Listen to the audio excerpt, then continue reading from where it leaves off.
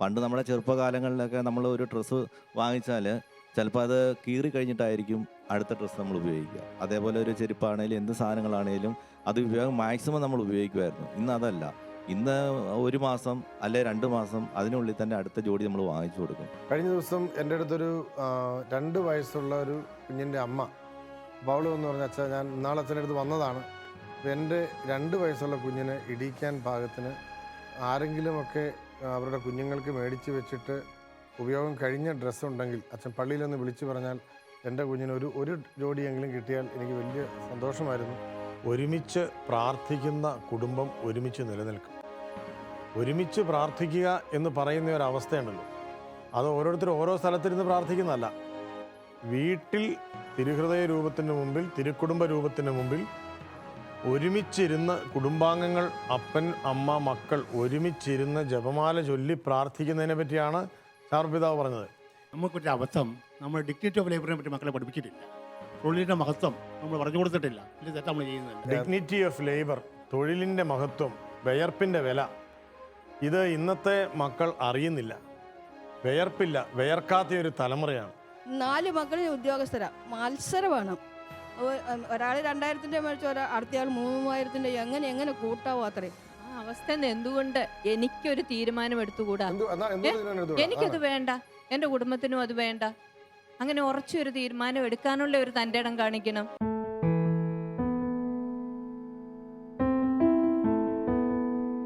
അല്ല, അങ്ങനെയുള്ള സാഹചര്യങ്ങളിൽ എന്തെങ്കിലും അഭിപ്രായ വ്യത്യാസങ്ങളുണ്ടോ? എന്താണ് അതിനെപ്പറ്റി? സ്ത്രീകളെ സജീവമായിക്കൊണ്ടിരിക്കുകയാണ്. അതല്ല അച്ഛാ, ഞാൻ ചോദിക്കട്ടെ, നമ്മൾ കല്യാണത്തിൻ്റെ കാര്യം തന്നെ പറഞ്ഞു.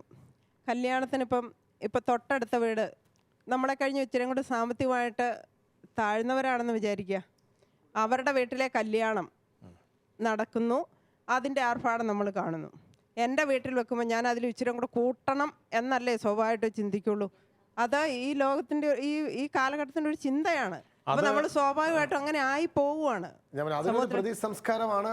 അപ്പൊ നമ്മൾ മാത്രം ഒറ്റപ്പെട്ട് ഞാൻ ഇതിൽ നിന്നൊക്കെ വളരെ വ്യത്യസ്തമായിക്കൊണ്ട് തീരെ കുറച്ചുകൂടെ താത്തിയേക്കാൻ വെക്കുമ്പോൾ വലിയൊരു സ്ലോഗൻ പോലെ dare to be different.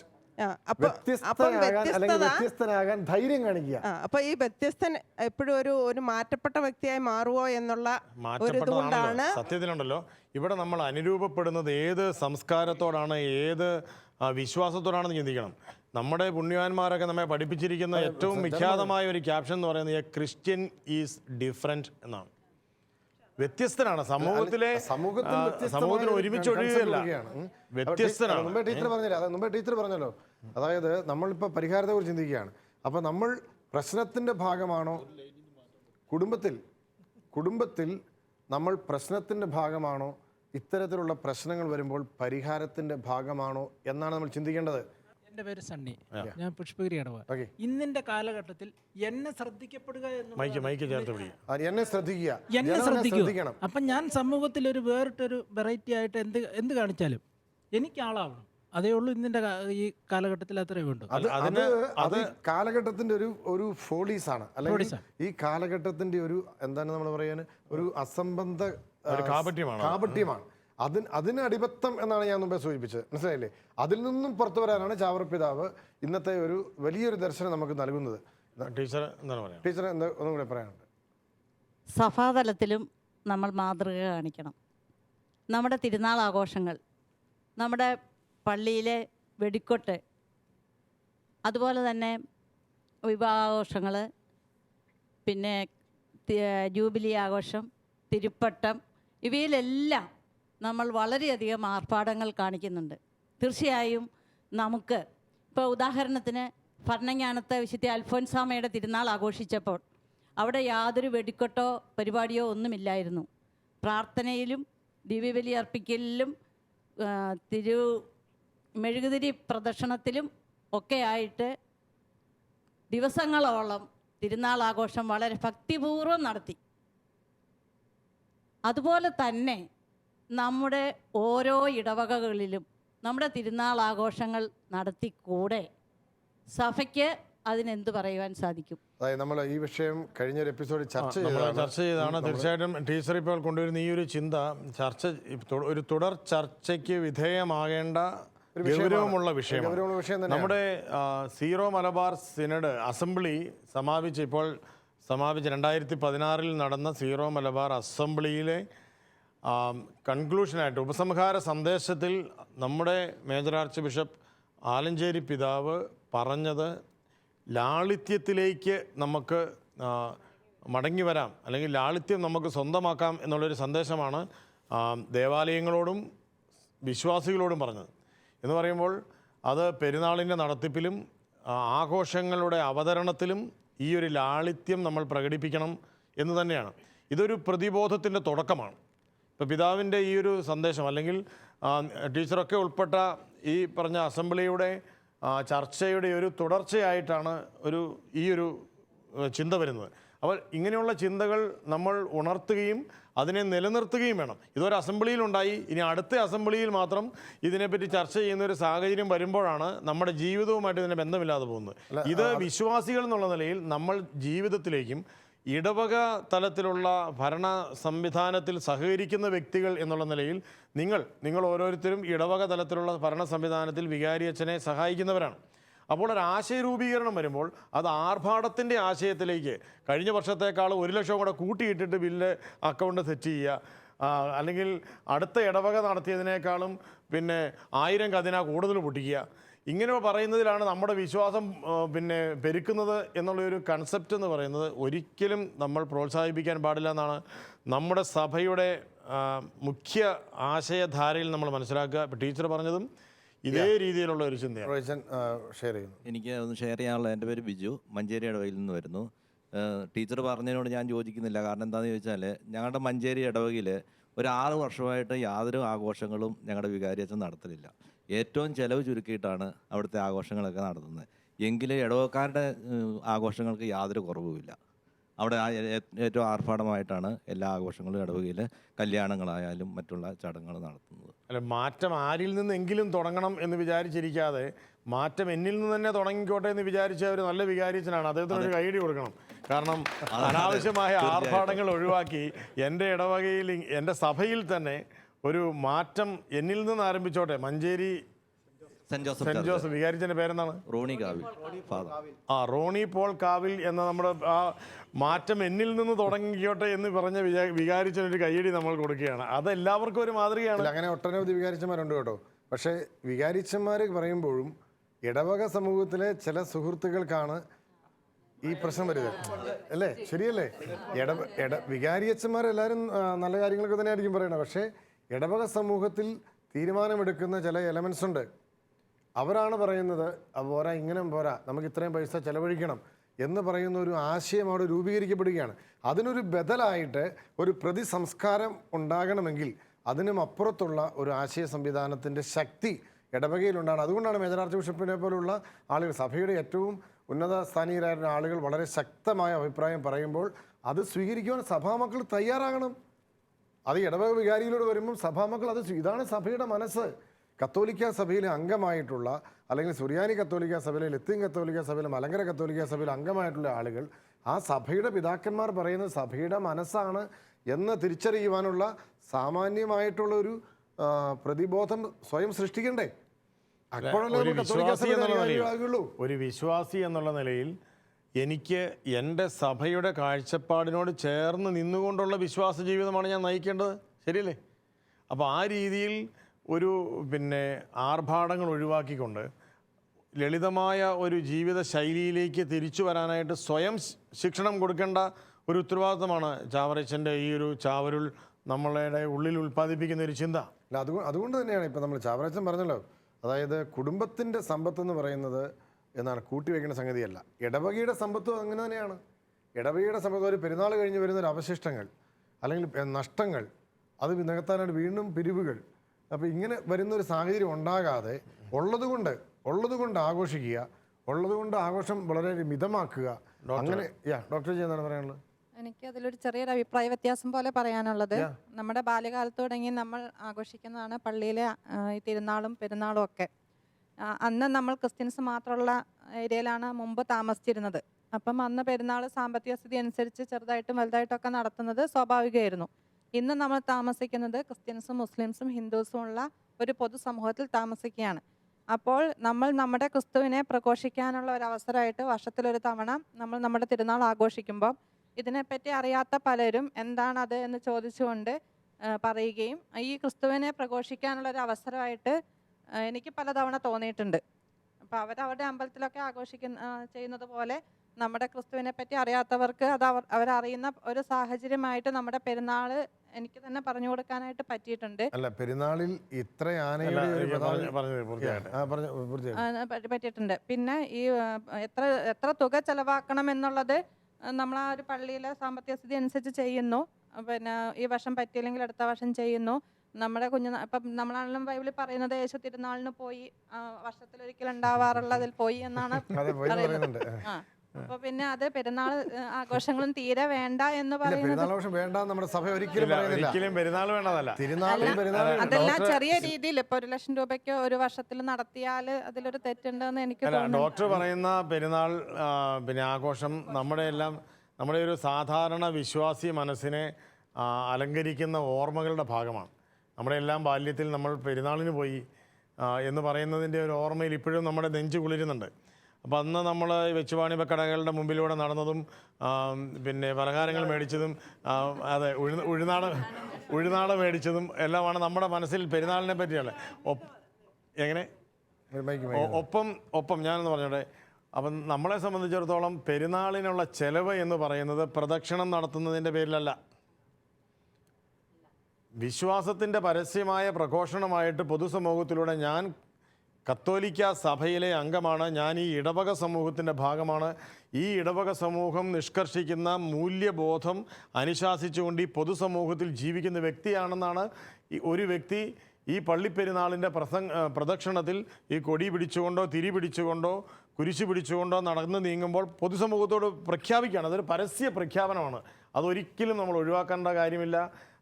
Doctor പറഞ്ഞ പോലെ നമ്മൾക്ക് മറ്റ് സമൂഹത്തോട് നിശബ്ദമായിട്ടും ശബ്ദത്തോടു കൂടിയും സംവദിക്കാനുള്ള ഒരു ക്രിയാത്മകമായ സമയം കൂടിയാണത് തീർച്ചയായിട്ടും. അതേസമയം ഇപ്പോൾ കഴിഞ്ഞ ദിവസം ഒരു പള്ളിയിൽ സംസാരിച്ചപ്പോൾ കഴിഞ്ഞ വർഷം നമ്മൾ 4 ലക്ഷം രൂപയുടെയാണ് കരിമരുന്ന് കലാപ്രകടനം, ഇപ്രാവശ്യം അതൊരു 8 വേണം, 8 ലക്ഷമെങ്കിലും വേണം എന്ന് പറയുമ്പോഴുണ്ടല്ലോ ഗർഭിണികളൊക്കെ ബന്ധുവീടുകളിലേക്ക് പോകേണ്ടി വരും. വിശുദ്ധ ചാവറപ്പിതാവ് നൽകിയ ഈ വലിയൊരു സന്ദേശമാണ് നമ്മൾ ചർച്ച ചെയ്തുകൊണ്ടിരിക്കുന്നത്.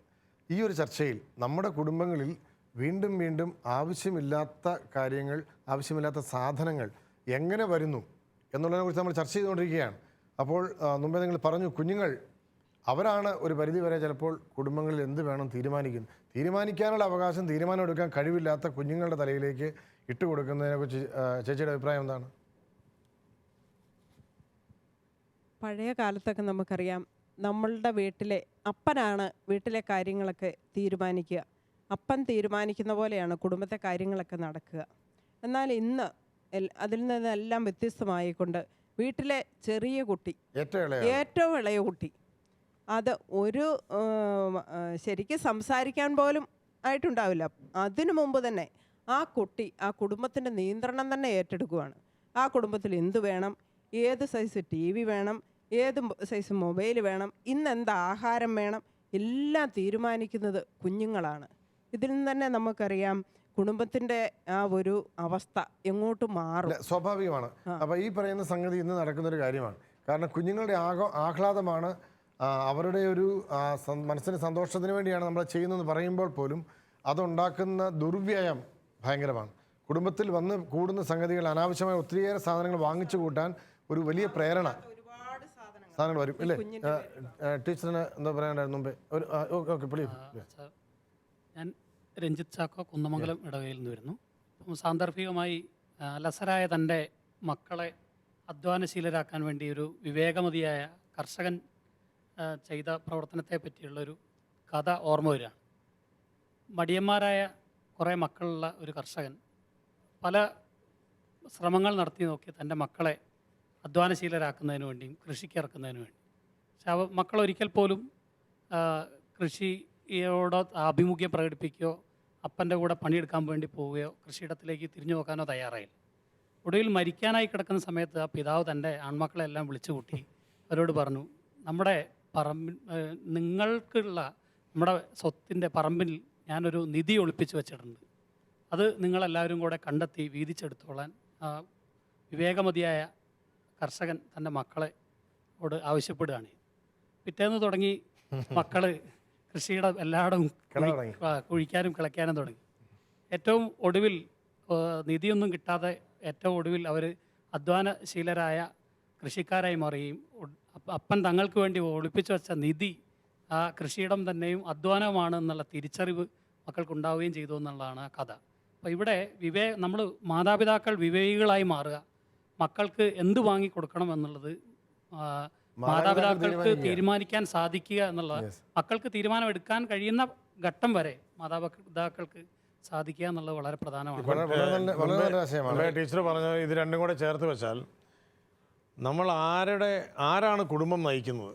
കുടുംബം നയിക്കാനായിട്ട് നിയുക്തനായിരിക്കുന്ന വ്യക്തി ആ റോളിൽ നിന്ന് വഴുതി മാറേണ്ട ആവശ്യം എന്ത് എന്ന് ചിന്തിക്കണം.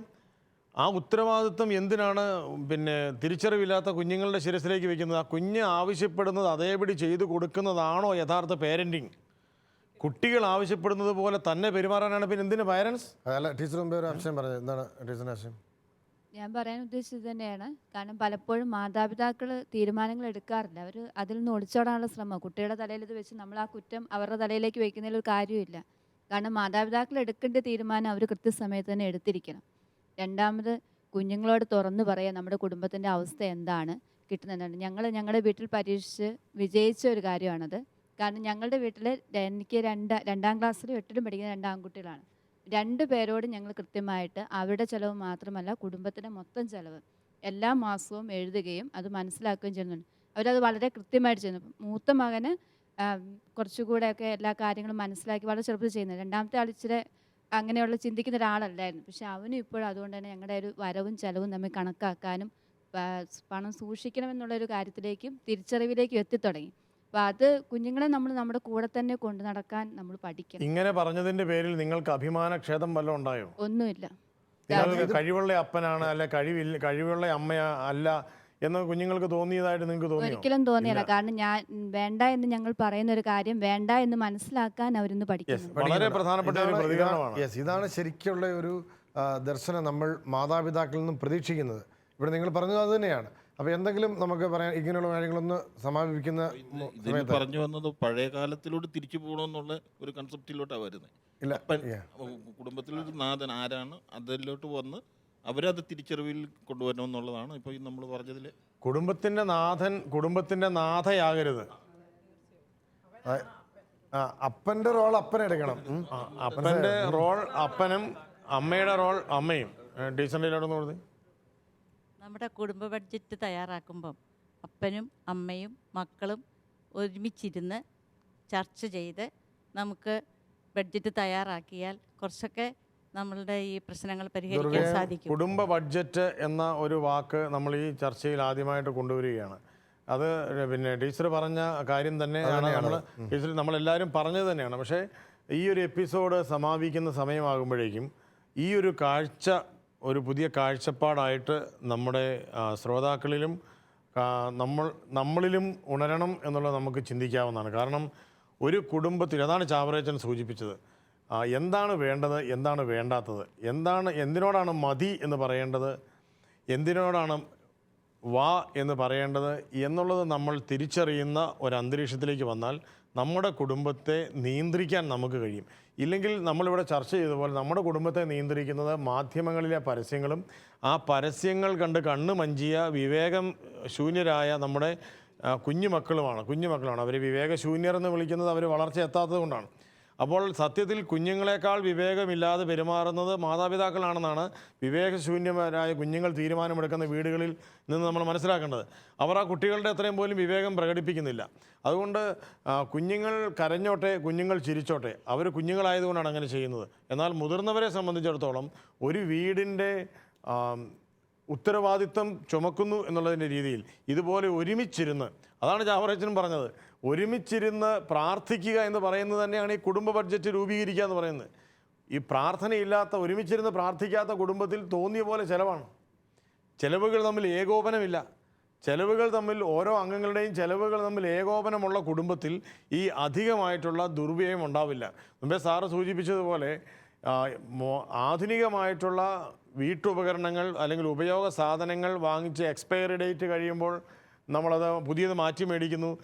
അങ്ങനെ വരുമ്പോഴുണ്ടാകുന്ന അധികമായിട്ടുള്ള വസ്തുക്കളുടെ ഉപയോഗത്തെപ്പറ്റി അല്ല നമ്മൾ പറയുന്നത്. ആവശ്യമില്ലാതിരുന്നിട്ടും ആഡംബരത്തിൻ്റെ പേരിലും സമ്പത്ത് പ്രകടിപ്പിക്കാനായിട്ടുള്ള പൊങ്ങച്ചം കാണിക്കാനൊക്കെ ആയിട്ട് നമ്മൾ ഉപയോഗിക്കുന്ന അമിതമായിട്ടുള്ള സാമ്പത്തിക ഉപയോഗം കൊണ്ട് ദരിദ്രരാകുന്നു നമ്മുടെ അയൽക്കാരിൽ പലരും എന്നുള്ള തിരിച്ചറിവോടുകൂടി, ഒപ്പം നമ്മുടെ മക്കൾ സ്നേഹത്തിൻ്റെ ദാരിദ്ര്യവും ഇതുപോലുള്ള മിതവ്യയത്തിൻ്റെ ദാരിദ്ര്യവും അനുഭവിച്ച് വളരുമ്പോൾ നമ്മുടെ കുടുംബം തന്നെ കുത്തുവാളയെടുക്കും എന്നുള്ളൊരു കാഴ്ചപ്പാടിൽ നിന്നാണ് നമ്മൾ ഈ ഒരു എപ്പിസോഡിൻ്റെ ചർച്ച മുന്നോട്ട് കൊണ്ടുപോകുന്നത്.